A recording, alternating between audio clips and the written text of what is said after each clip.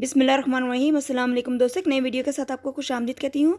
आज बहुत ही मज़े का सोहन हलवा बनाया है। ये बहुत टेस्टी बनता है। आप इसे मेरे तरीके से बनाइएगा, आपको ये बहुत पसंद आएगा।